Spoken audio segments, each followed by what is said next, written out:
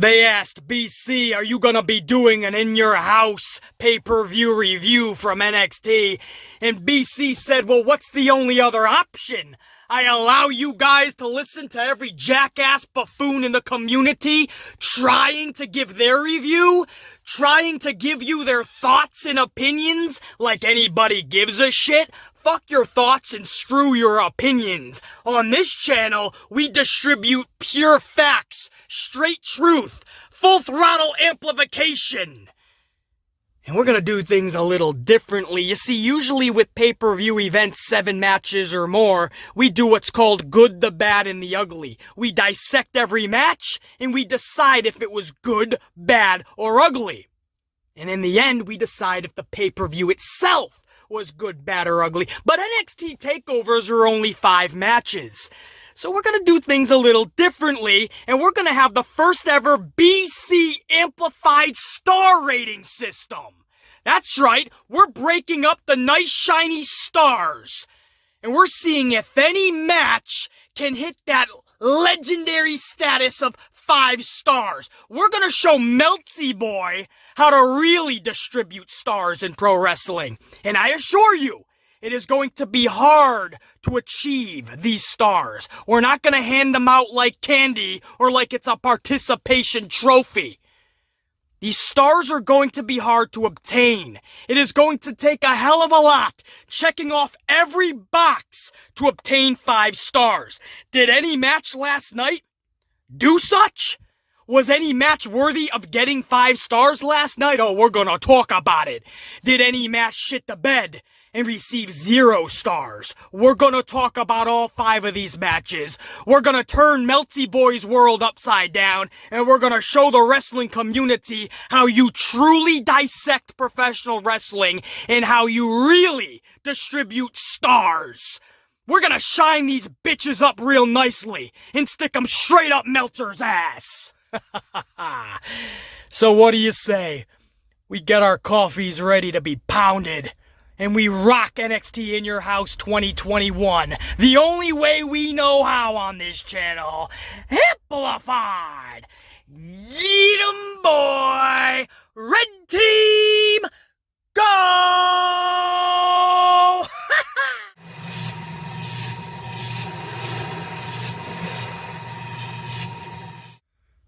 Now, somebody named Naomi Fox opened the show horribly lip-syncing to a song called In Your House.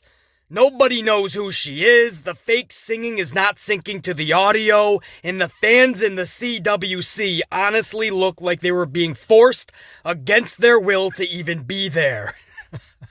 Thankfully, Todd Pettengill comes out the front door, literally out the front door, because they had the old house facade set up, and saves this thing. It's always great to see Pettengill.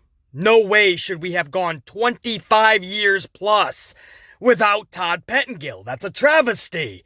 But this is the same company that could not keep Tony Schiavone many moons ago. They couldn't keep Mauro Ranallo, not even Renee Young, not even Charlie Caruso could they keep and make happy. Commentators, broadcasters, interviewers, some really good at their jobs, they will just let fall to the wayside because in this company's eyes, they don't matter. But they make a world of difference in the overall product. Todd Pettengill was just fucking phenomenal back in the day. Great to see him again, man. The right touch of nostalgia for the night. Now, match number 1 in this night on this card was for all the gold, a 6-man tag SHMOZ match. North American Championship and the NXT tag titles all on the line here. Bronson Reed and MSK versus Mendoza, Wilde, and Escobar. Now, this was a SHMOZ match, but I will be down with it as long as you tell a story throughout. You stop the bouncing around the ring for a second and actually sell. Get us captivated throughout this motherfucker. Unfortunately, this was only a 10-minute match, and a big part of this match was precisely what I can't stand about pro wrestling today. A flip and dive conga line. Literally, this was an actual sequence in the match. You ready for this? One of MSK flew over the top rope onto Escobar. Wilde then threw over the top rope onto MSK. Mendoza then followed suit over the top rope onto everyone, and then Bronson pulls a suicide dive through the ropes onto everybody. This was again an actual sequence. This was one after the other. No selling, just setting up for the next man up style of wrestling that we have today. Listen, with 3 titles on the line in one match, 10 minutes is just unacceptable. On the flip side, these 6 dudes busted their asses for the entire 600 seconds that they were in there for. And the spot at the end where Bronson put Escobar through the barricade structure at ringside was absolutely sweet. But this was just not my cup of coffee. This match receives 2 stars. Harsh, you say? I've watched it twice. Nothing in this match constitutes a 3rd star. That's just sheer honesty. BC is not going to hand out stars like candy, like Meltsy Boy or anybody else in this community would do, and that's what BC wholeheartedly believes is the reason he is number 1 in the pro wrestling community when it comes to reviewing these shows and this product and this industry. You are going to have to earn these stars. The amplified stars will be the hardest to come across in the community, I assure you. And I will make Shawn Michaels and Undertaker from WrestleMania 25, which is an actual 5-star match, I will make them proud. Every match left and right will not be put into that same category and bracket. Not just the match, but the build to it and everything in between. All of that is going to matter when handing out these stars. This was 2 stars. There was 3 championships on the line. 1 singles and a tag strap. 3 titles, and you gave 6 individuals in a SHMOZ match 600 seconds? And you say, BC, that's harsh, man. At least a 3rd star? Absolutely not. And can we be honest, as we always are in this channel, because it's the only way we can be? If not, there ain't gonna be a channel. Bronson Reed. Let's talk a little bit of Bronson Reed. This dude is another Funkasaurus waiting to happen. Much more talent, a lot less charisma. Vince McMahon will screw this guy up within 60 days of his arrival to the main roster. And we already know Triple H will be quick to hand him over to Vince, because look what he did to Keith Lee. And Triple H has said time and time again, there are certain talents he tells McMahon straight out he does not want to give him. And he let Keith Lee go with the quickness. And look how fast Vince McMahon destroyed Keith Lee. Keith Lee is leaps and bounds better than Bronson. And I'm supposed to coddle Bronson Reed? Bronson Reed doesn't captivate the community. He just doesn't. This isn't shade. This isn't about liking Bronson Reed and not liking Bronson Reed. I'm here to drop the fucking truth to you. Bronson Reed does not make asses jump out of the seat. Bronson Reed isn't selling the tickets. Bronson Reed doesn't have the charisma and the personality to captivate you and grasp your attention. Man, that's just the truth. Nobody in this community will say that. You'll just hear, wow, Bronson's good. Wow, Bronson's got potential. Bronson, for 2 years, was mid-card status for a reason. And now Bronson Reed, I'm supposed to look at as the second coming when I got dudes over here like Keith Lee just trying to fucking stay afloat. Make sure that you are correcting those dudes first. I don't need to talk about the next bootleg Keith Lee. I want to be talking about the Keith Lee. I'm supposed to act like Bronson Reed. is going to change the landscape of professional wrestling, man. I'm going to have to see a lot more from this dude if that's the case. And MSK, how are they viewed? Again, this isn't just personal opinion or if I like them or not. We know they got the fucking talent. Much respect to them. I'd buy them a beer, buy them a coffee. But in the pro wrestling landscape, they are looked at as Young Bucks cosplayers. Dollar General Young Bucks. I'm telling you the truth, how they're perceived in the community. Look at the rating NXT is pulling in. And you look at the guides that they have in place, how they're being utilized, how the product is coming together. These are issues. BC may seem harsh, especially because you may like all of these individuals, as I do.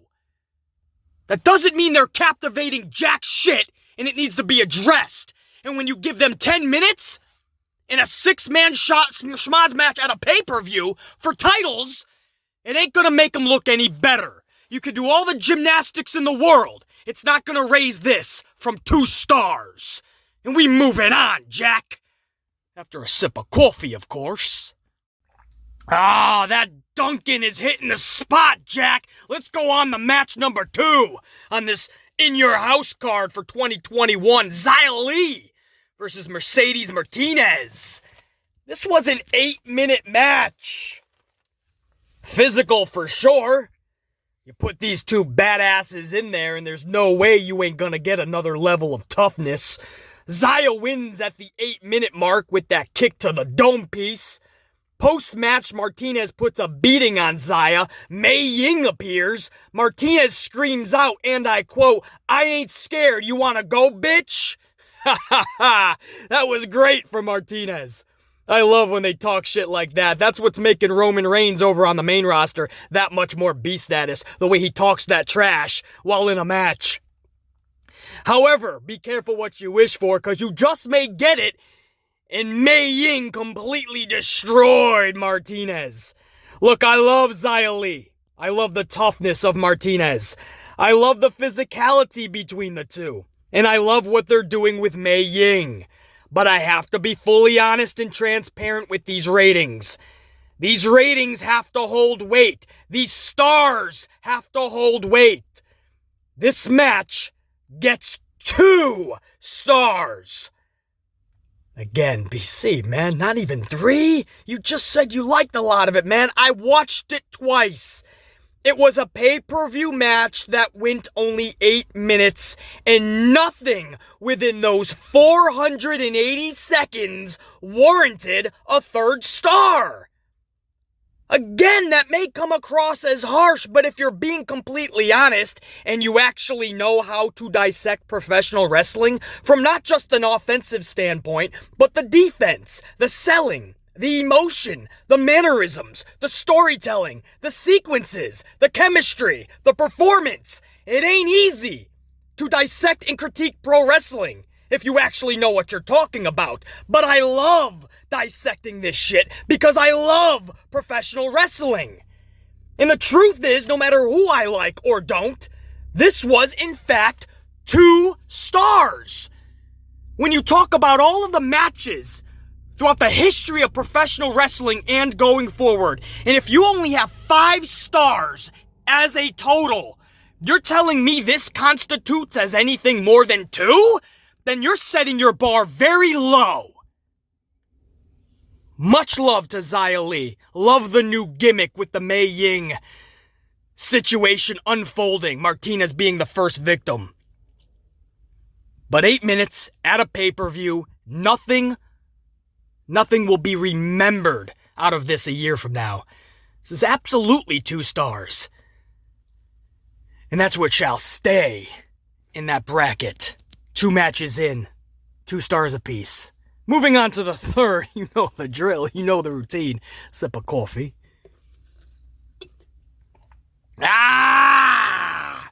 Double shot, extra, Duncan is rocking it this morning. Match number 3 was a ladder match for the $1 Million Championship. LA Knight versus Cameron Grimes. This was a 20-minute match. Both of these dudes destroyed one another for the entire 1,200 seconds.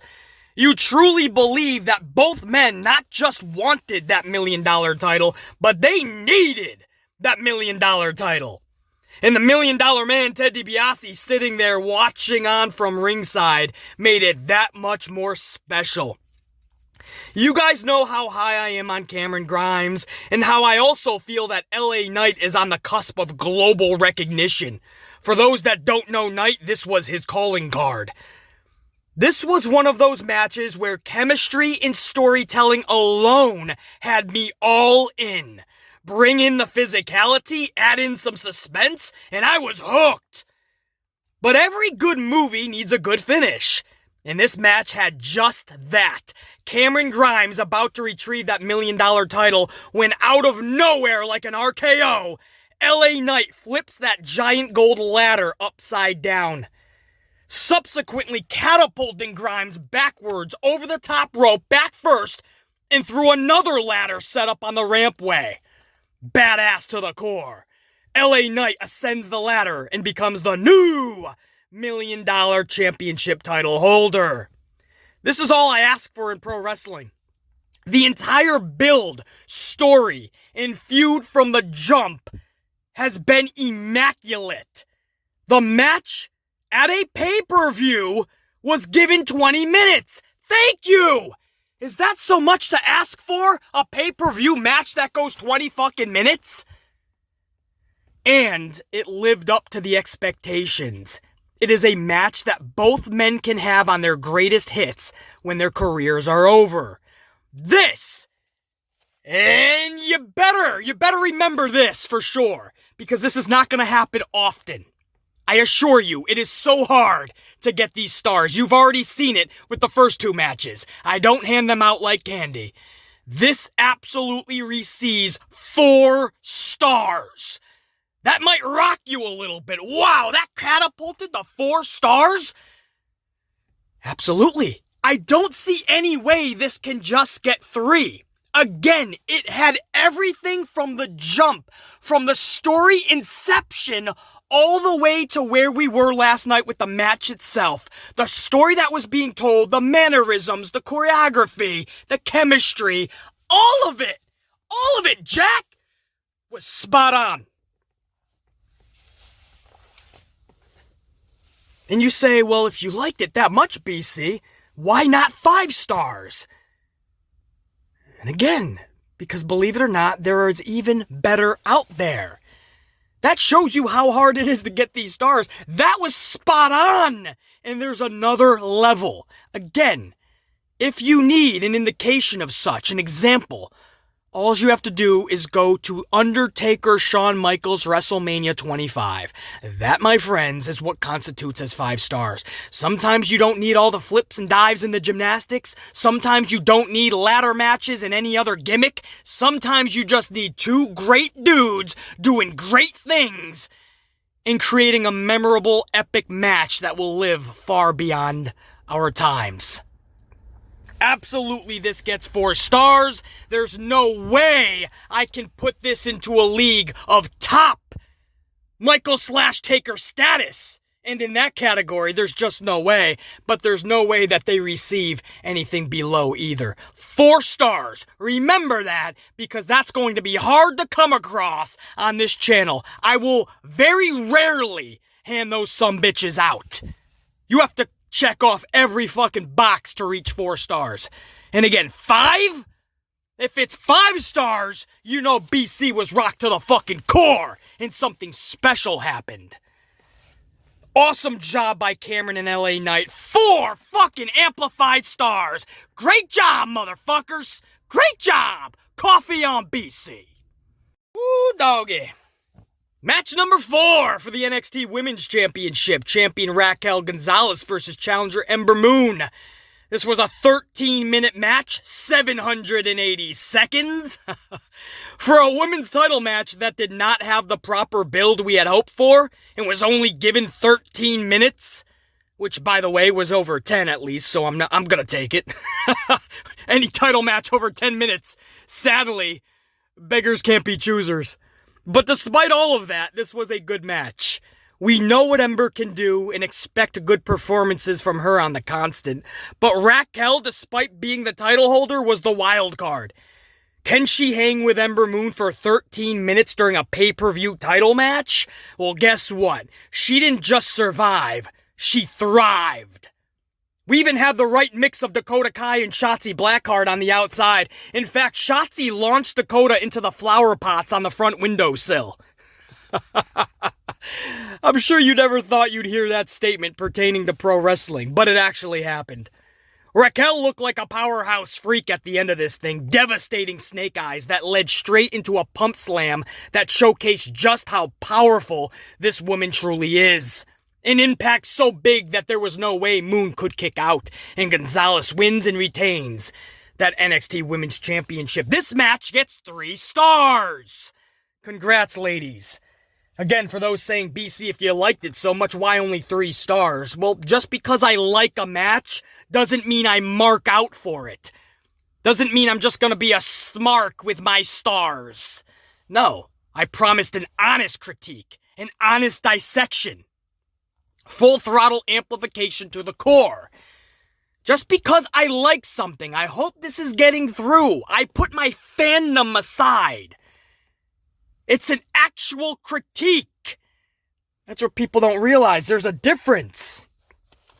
You know, numbers matter. There's a reason that people are being driven away in droves from the product. There's a reason why NXT's numbers are so low, and sometimes you have to get to the core of the problem. We may like something, but it's not exactly captivating. Or maybe it's not the best decision or even the right decision.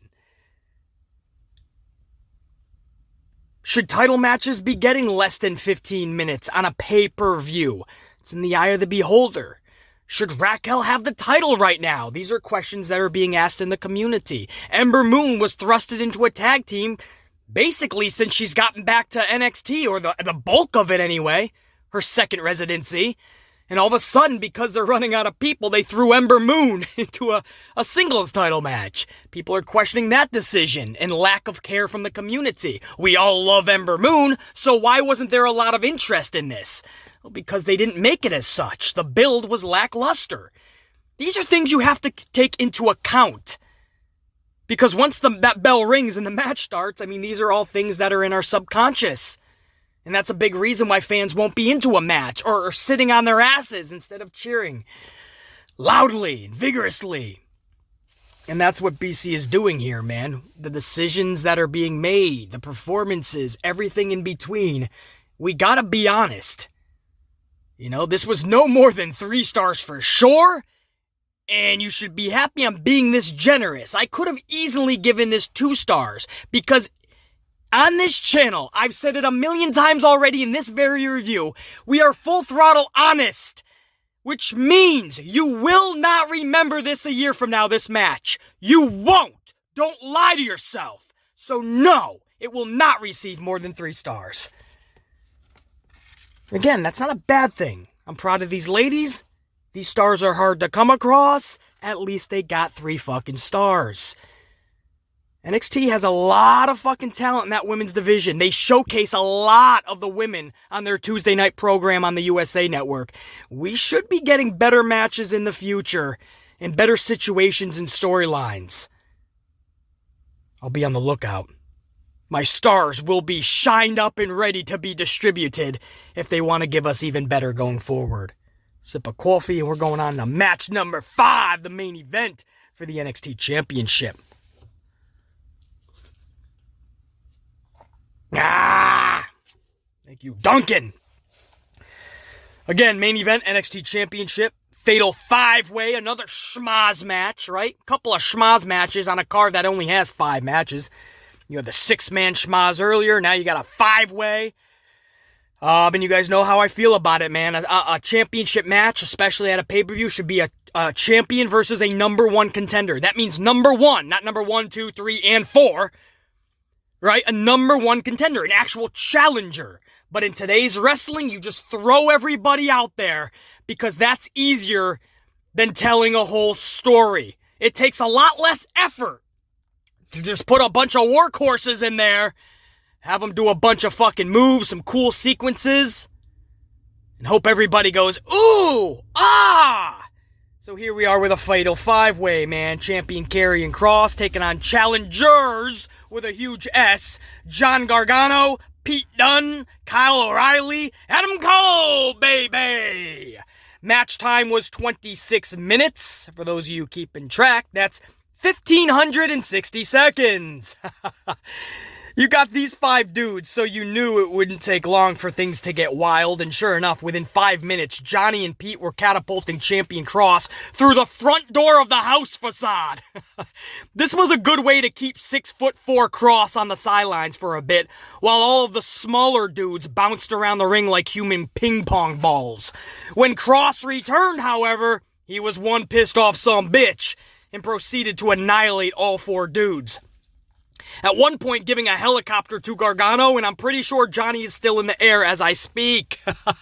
This dude was set for a ride. Kross looked straight beast status in that sequence. And by the way, I've said it once and I'll say it a million more times, Johnny Gargano is simply one of the greatest professional wrestlers BC has ever laid eyes on. And one of the greatest pro wrestlers to ever do the deed. This guy is a human highlight reel. Johnny Gargano is just so damn good. I just had to give him some props during this review. That's a little side rant. Johnny Gargano's fucking amazing. Now, even though this was a multi-man SHMOZ, and even though all five dudes were bouncing around the ring more than a basketball in the NBA Finals, they also were selling a shit ton and telling a great story throughout. And the action, damn, bro. An insane double super kick from Cole and Gargano to Pete Dunne. Thunderous one final beats from Johnny to Cole and Dunne. And the final sequence with O'Reilly attempting to submit Cole while simultaneously Kross was choking out O'Reilly. All of it was simply beautiful. And that was just a taste of a lot of the highlights in this match. And a lot of the good action. Kross did defeat Kyle with that submission, by the way. And this was the right decision, and this did make Kross look beast. I love the match time, of course, 26 minutes, there's a crazy concept.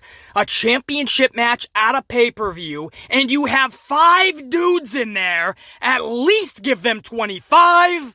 They even gave them 60 seconds of bonus time. But this gets, get ready, you may cry about it, this gets 3 solid stars.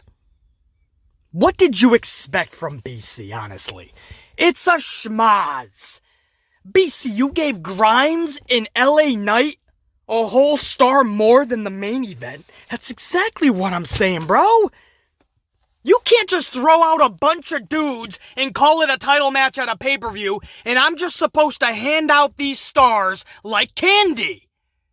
Of course, if you put 5 talented dudes in there, they can do some awesome shit. When you do it all of the time as an excuse, as a scapegoat, because you have nothing else, and you don't think that Kross versus any one of these individuals will be a draw, then I'm not gonna roll out the red carpet for you. It's not gonna happen. I have to hold the company accountable. And you say, well, BC, that's no reason to punish the superstars. Well, even if I go to the match itself, nothing here is what I'm going to remember a year from now. Not 10 years from now, not 5 years from now, not 1 year from now. Will I remember this match? And damn it, bro, if you're just being honest, you know I'm correct. You know, a year's worth of wrestling from now, you will not remember this match. Why do you ask? BC will give you the answer. It's because it was not memorable. You had 5 dudes who put together some good sequences, some flips and dives. They got out of the ring at the right time to let other dudes do their thing. Then they rolled in to do their spots, and the match was over 25 plus minutes later. I saw some good, I saw some indifferent. I saw some ugly. I gave it 3 stars because that's exactly where it belongs. If you think I'm handing out a 4th fucking star and I'm giving 5 dudes the same type of reaction that I'm giving 2 dudes that busted their ass in that ladder match and had a way better storyline going into it. No way. If I give them 4, then where is my bar set? What we saw last night in that main event, that's the closest thing to fucking the best we can get in pro wrestling? No. LA Knight and Cameron Grimes, you can go a step above that. And that's going to be hard to do because that's everything that we would all ask for as pro wrestling fans. The story was immaculate. The match lived up to exactly what it should be. The match time, the performances, it was all top notch. The only thing that could beat that is that same exact formula, perfected exactly like Grimes and Knight did, but maybe with two bigger, larger-than-life superstars and taking up another 2 or 3 notches. That's the only thing that could give a 5th star. But I'm not just going to hand it out for SHMOZ matches. We know they can perform and get people rocking with some action. That just wasn't one of the best matches I've ever seen in pro wrestling. Not by a long shot.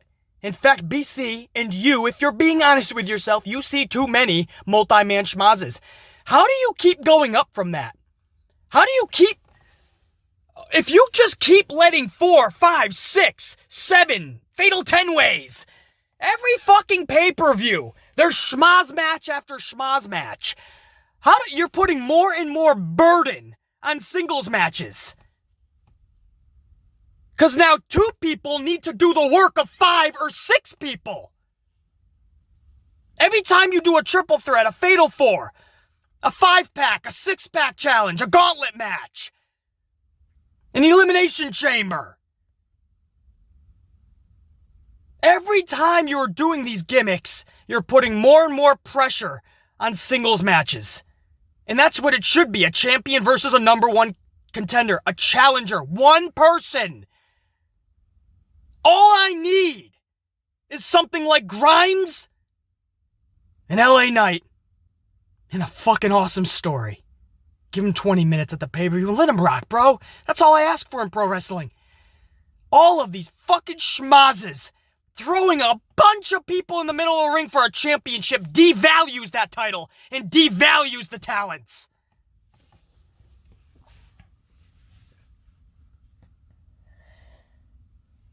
Three stars. BC, that's harsh. I understand. Somebody has to be honest in the community. I can't just coddle this shit because we quote-unquote liked it or they busted their asses. 3 stars. And again, that's generous. Look at it as a good thing. These stars are hard to come across. They earned 3 of them. That was not an NXT-worthy main event. And if you watched all of the NXTs and all of the takeovers, you know what I am talking about. We had takeovers back in the day that we still remember those main events. Some of them, we remember the whole fucking card. That main event was not memorable. We will not remember this card. Thus, here's some final thoughts for you, if you will. These are my final thoughts, right? I'll give the good with the bad and the ugly. How's that? I'll wrap it up in one little present with a bow on top. My final thoughts, and we'll give this whole pay-per-view a star rating out of 5. The good here, man, having Todd Pettengill in a bunch of backstage segments throughout this show was the right touch of nostalgia. Great seeing Todd again. Grimes and Knight was the must-see match for BC, and it delivered. Other than that, I cannot say I'll remember this pay-per-view event 10-5 or even 1 year from now. Underwhelming, uneventful. No Io Shirai, so right off the bat, that was lackluster. We all remember what she did last year. That was fucking awesome. Catapulting herself off of the fucking house roof. She's back now in NXT, and she had nothing. Apparently wasn't back in time to build a storyline. It just sucked not seeing Io Shirai, who was just one of, I think, the best female wrestler in the world today, right up there with somebody like a Sasha Banks. Io Shirai is that amazing. Then you had Naomi Fox, whoever she even is, and her bad lip syncing to multiple schmoz matches and a sleepy CWC throughout the night. This all led to a lackluster event. William Regal basically announcing his retirement, or at least that he's stepping aside, led to some late intrigue, but by that point the show was over. rumblings of Samoa Joe maybe taking that spot. Who gives a fuck? Is that real? So Samoa Joe loses his fucking job on the main roster. Now he's back in NXT. It just feels like, I know we say the main roster is the real demotion, but let's be honest, man, that's not how it's perceived in the community. Samoa Joe, it's just going to look like he couldn't hack it on the main roster, which we know is a lie. Vince McMahon just didn't give this guy the time of day, not even as a commentator. It's the same thing with Ember Moon. It's upsetting that they couldn't have anything for her on the main roster, so she had to go back to NXT and play in a tag team with Shotzi. Luckily, it all worked out. Finn Balor, he admitted when he was coming back, they said, we really ain't got nothing for you. We could use you in NXT if you don't mind. And he's like, yeah, I would love to do that. And wrestlers these days, they would absolutely rather be there in NXT than the main roster. But the way the wrestling world looks at it, it's an absolute demotion. It's almost like it's perceived as like you can't hack it on the main roster. And again, we know that's not the truth, but that's how it's perceived. So now Samoa Joe is back in NXT like he couldn't hang. I hate that look. And I just don't know what Samoa Joe is supposed to do down there. Okay, so Samoa Joe has some good matches down in NXT. There's so much talent that needs that time.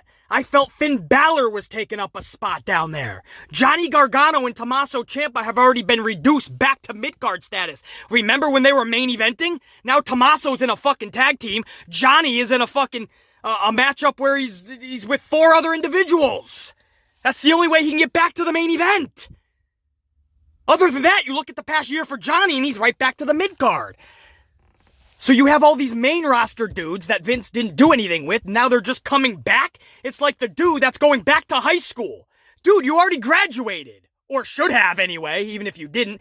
And the guy keeps going back to his fucking high school because he's trying to relive his glory days. That's what it looks like. That's what it's perceived as. Dude, you need to get out of the corridors, get out of the hallways, and let the new students run that shit. Anyway, that's my side rant on if Samoa Joe was to fill those shoes. It's always good to see Joe, of course, but come on, bro. What is this doing? You better have an epic plan in place and still be able to utilize everybody else. Anyway, with all the good and the bad mixed together that I just mentioned, a lot more mediocrity than anything. In the end, according to my Steiner math, if you will, a total of 25 stars were up for grabs. Right, 5 matches at 5 stars apiece. That would be 25 stars up for grabs. 14 stars were accumulated. A couple of matches got 2 stars. One actually did pull 4. And a couple pulled 3. So that's 14 stars. That's nearly 3/5 of that 25 potential star status. Thus, this event receives 3 stars as a whole. Listen, all things considered, that is actually extremely generous. The event was clearly underwhelming and somehow still pulled a total of 3 out of 5 stars. I'd take that and run if I'm Triple H in NXT.